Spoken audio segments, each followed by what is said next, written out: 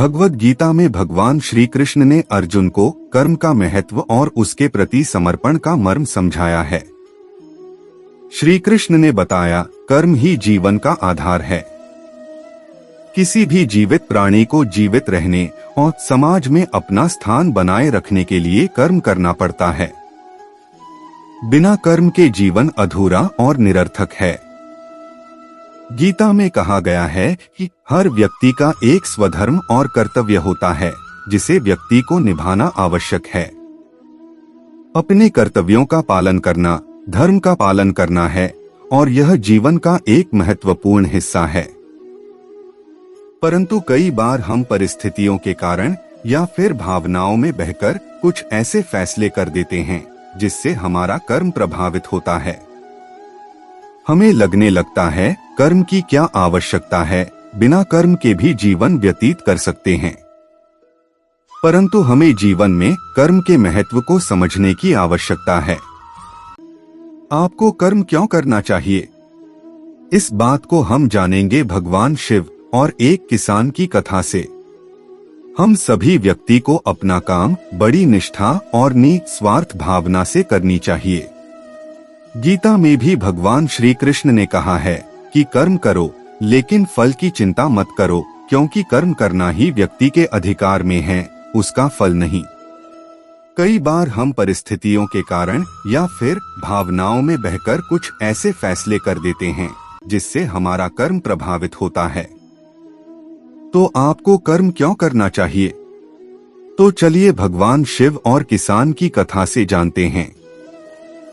एक बार भगवान शंकर पृथ्वीवासियों पर कुपित हो गए और माता पार्वती को साक्षी मानकर संकल्प किया कि जब तक पृथ्वीवासी नहीं सुधरेंगे तब तक वे शंख नहीं बजाएंगे।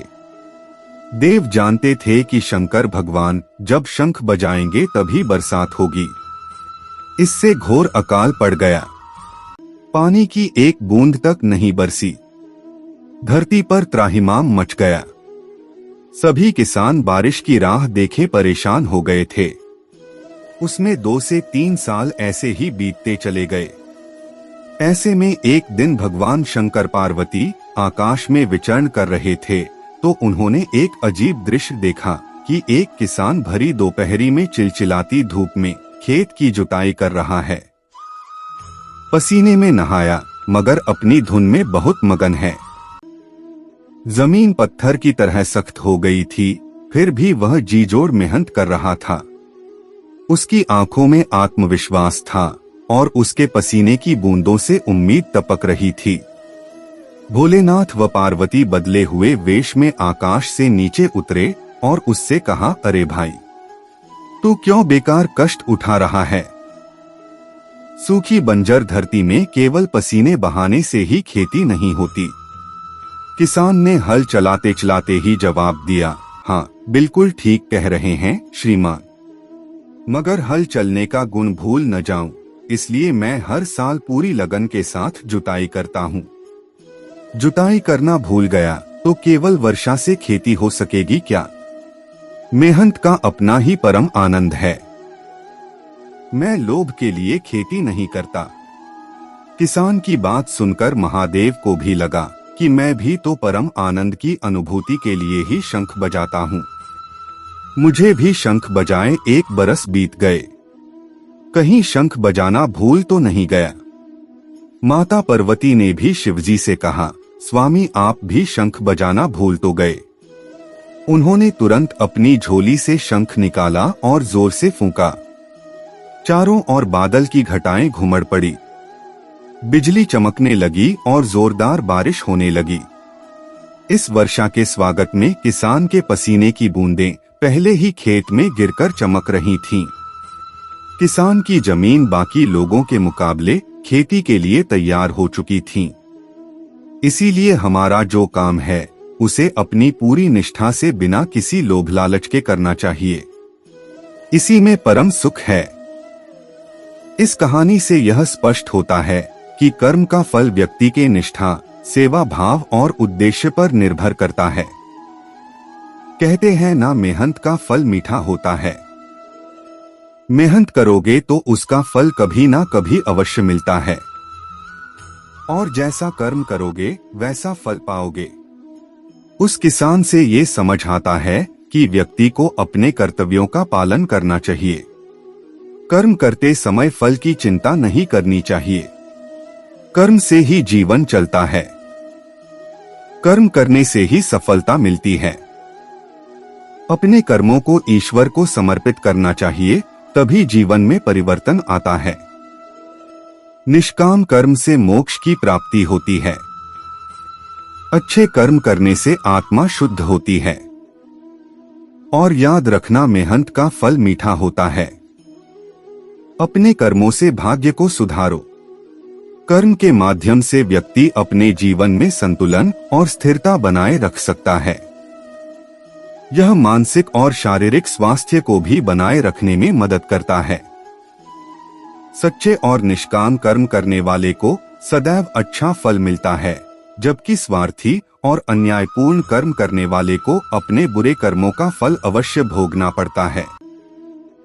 कोई भी व्यक्ति जो अच्छा काम करता है उसका कभी भी बुरा अंत नहीं होगा, चाहे इस काल में हो या आने वाले काल में। मनुष्य अपने विश्वास से निर्मित होता है। जैसा वो विश्वास करता है वैसा वो बन जाता है। कोई भी इंसान जन्म से नहीं बल्कि अपने कर्म से महान बनता है। कर्म का फल व्यक्ति को उसी तरह ढूंढ लेता है जैसे कोई बछड़ा सैकड़ों गायों के बीच अपनी मां को ढूंढ लेता है। इसीलिए अच्छे कर्म करो। भगवान भी उन्हीं का साथ देता है जिनके साथ उनके अच्छे कर्म होते हैं। फूलों की सुगंध केवल हवा की दिशा में फैलती है, लेकिन एक इंसान की अच्छाई चारों दिशाओं में फैलती है। अच्छे कर्म स्वयं को शक्ति देते हैं और दूसरों को अच्छे कर्म करने की प्रेरणा देते हैं। अच्छे कर्म करते रहो, चाहे कोई सम्मान करे या ना करे, क्योंकि सूर्य जब उदय होता है तब करोड़ों लोग नींद में होते हैं, फिर भी सूर्योदय होता है। दीपक बोलता नहीं, उसका प्रकाश परिचय देता है। ठीक उसी प्रकार आप अपने बारे में कुछ न बोले, अच्छे कर्म करते रहे, वही आपका परिचय देंगे। गीता में कृष्ण जी ने कहा है, जो लोग तुम्हारी बुराई करते हैं वो करेंगे चाहे तुम अच्छा काम करो या बुरा। इसलिए शांत रहकर अपना कर्म करते रहो। निंदा से मत घबराओ। निंदा उसी की होती है जो जिंदा है। मरने के बाद तो सिर्फ तारीफ होती है। भगवान से ज्यादा कर्मों से डरिए। एक बार भगवान तो माफ कर सकता है, लेकिन कर्म नहीं। सफलता चाहते हो तो ईमानदारी से मेहनत करना, सफलता जरूर मिलेगी। अगर किसी को कष्ट देकर सफलता पाने की कोशिश करोगे तो सफलता कभी नहीं मिलेगी। आज कुछ अच्छा करो और भविष्य में तुम्हें कुछ अच्छा भी मिलेगा। कुछ अच्छा करो और कुछ अच्छा पाओ। सफलता हमारा परिचय दुनिया को करवाती है और असफलता हमें दुनिया का परिचय करवाती है। अच्छी सोच रखोगे तो सब अच्छा होगा, अगर बुरी सोच रखोगे तो सब बुरा ही होगा। इसलिए सकारात्मक रहिए और कर्म करते रहे, यही धर्म है। श्री कृष्ण अर्जुन से कहते हैं, तुम सिर्फ वह करो जो तुम्हारे वश में है और मैं वह करूंगा जो तुम्हारे वश में नहीं है। श्रीमद् भगवद गीता के 3 अध्याय की शुरुआत में अर्जुन श्री कृष्ण से कहते हैं कि हे केशव, आप कर्म से ज्ञान को श्रेष्ठ मानते हैं, फिर भी मुझे कर्म करने के लिए क्यों प्रेरित कर रहे हैं? इस प्रश्न के उत्तर में श्री कृष्ण ने अर्जुन को कर्म का महत्व समझाया था। श्री कृष्ण कहते हैं कि न मे पार्थास्ति कर्तव्यं त्रिषु लोकेषु किंचन नान्वाप्तम वाप्तव्यं वर्त एव च कर्मणि। श्री कृष्ण कहते हैं कि हे पार्थ, मेरे लिए तीनों लोकों में कोई भी कर्तव्य नहीं है। इस पूरी सृष्टि में मेरे लिए कोई भी वस्तु ऐसी नहीं है जिसे मैं प्राप्त नहीं कर सकता, फिर भी मैं कर्तव्य पूरे करने में ही लगा रहता हूँ। यदि यह न वर्तेय जातु कर्मण्य तंद्रितः मम वर्तमानुवर्तन्ते मनुष्याः पार्थ सर्वशः। हे पार्थ, अगर मैं सतर्क रहकर कर्तव्य कर्म न करूं तो इससे बहुत नुकसान हो जाएगा। सभी लोग मेरे द्वारा किए गए कर्मों का ही अनुसरण करते हैं। जैसा मैं करता हूँ सभी वैसे ही कर्म करते हैं। अगर मैं कर्म नहीं करूँगा और तुम्हें कर्म करने के लिए प्रेरित नहीं करूँगा तो ये देखकर सभी इंसान अपने कर्म से भटक जाएंगे। पूरी सृष्टि के लिए ये हानिकारक है। इसीलिए पूरी सृष्टि को कर्म करते रहने का संदेश देने के लिए मैं धर्म का पालन करते हुए अपने कर्म करता हूँ। श्री कृष्ण ने अर्जुन से कहा कि तुम्हें सिर्फ अपने कर्तव्य को पूरा करने का कर्म करते रहना चाहिए। ये है महाभारत युद्ध शुरू होने से पहले का प्रसंग। भगवान भी उन्हीं की सहायता करते हैं जो कर्म पर विश्वास रखते हैं। महाभारत का युद्ध पांडव सिर्फ भगवान श्री कृष्ण की वजह से नहीं जीते, बल्कि उनमें युद्ध लड़ने की काबिलियत भी थी। उनमें सामर्थ्य था, गुण थे। इसीलिए अपनी शक्ति को पहचानो, उठो, आगे बढ़ो। जो मनुष्य खुद को पहचान लेता है, जिसको अपनी शक्ति का आभास हो जाता है, वह निश्चय ही उन्नति के चरम शिखर पर पहुंचने में भी समर्थ होता है। क्योंकि मुश्किल वक्त कभी टिकता नहीं, लेकिन मजबूत लोग टिक जाते हैं। आत्मविश्वास वह मजबूत आधार है जिस पर खड़े होकर कोई भी व्यक्ति अपनी कल्पनाओं को साकार रूप दे सकता है। लेकिन दुनिया में अधिकांश लोग ऐसे हैं जिनमें इस आत्मविश्वास की कमी होती है, जिसके कारण किसी भी दिशा में वे अपने कदम आगे बढ़ाने से घबराते हैं, आशंकाओं से घिरे रहते हैं और स्वयं को कमजोर महसूस करते हैं। हारने से पहले कभी मत हार मानो। जीवन में बड़ा लक्ष्य हासिल करने के लिए बड़ा सोचो। जीवन में सफल होने के लिए अपनी कमजोरियों को अपनी ताकत बनाओ। जीवन में सफल होने के लिए अपनी कमजोरियों को अपनी ताकत बनाओ। आज के युग में बढ़ती सफलता को हासिल करने की होड़ में लोगों के लिए सफलता पाना थोड़ा मुश्किल सा हो गया है, पर जो लोग एक बार ठान लेते हैं वह तो अपने लक्ष्य को हासिल करके ही रहते हैं। हो सकता है कि आप एक बहुत बड़े लक्ष्य को हासिल करना चाहते हो और शायद शुरुआत भी कर दी हो। जैसा कि हम जानते हैं कि हर कोई जीवन में सफलता पाना चाहता है, इसलिए लोगों के पास हमेशा एक सपना या लक्ष्य होता है जिसे वे हासिल करना चाहते हैं। लेकिन जब हम सफलता पाने के लिए अपनी यात्रा शुरू करते हैं तो कई बार हम कई कारणों की वजह से अपने लक्ष्य से विचलित हो जाते हैं और हार मान लेते हैं।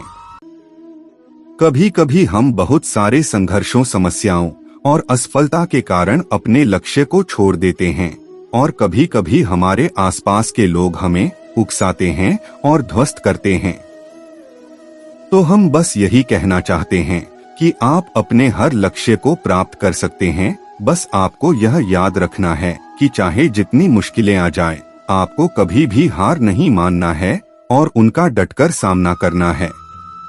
जीवन में सफलता उसी को मिलती है जिसने मुसीबतों का सामना किया है, क्योंकि जीवन एक संघर्ष है और इसका सामना प्रत्येक व्यक्ति को करना होता है।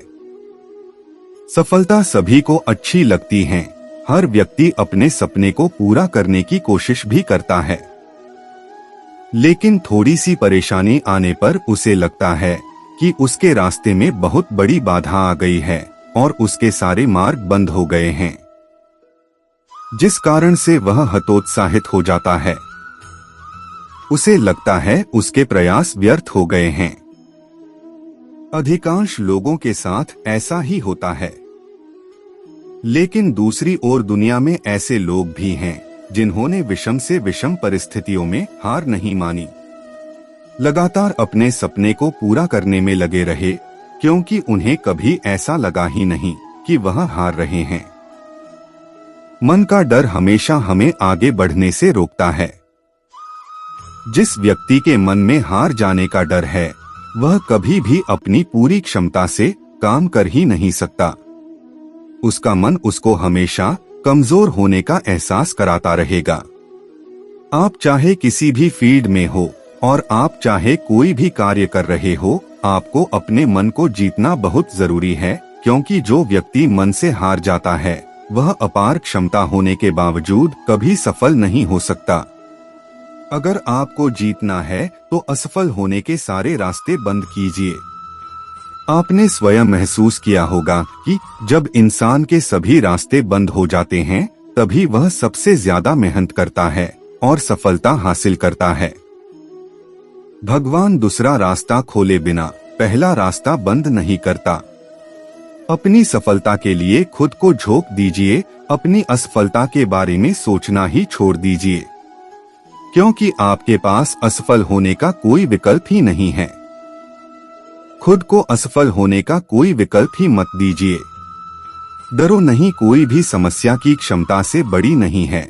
हमेशा इस बात को याद रखें कि लहरों से डरकर नौका पार नहीं होती और कोशिश करने वालों की कभी हार नहीं होती। पहाड़ जैसी मुसीबतों को देखकर खुद को छोटा ना समझ लेना। हिम्मत रखने वाले तो हिमालय की चोटी तक चढ़ जाते हैं।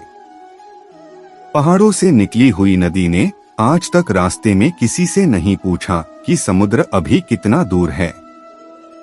कभी भी हार मत मानो, क्या पता आपकी अगली कोशिश ही आपको कामयाबी की ओर ले जाए।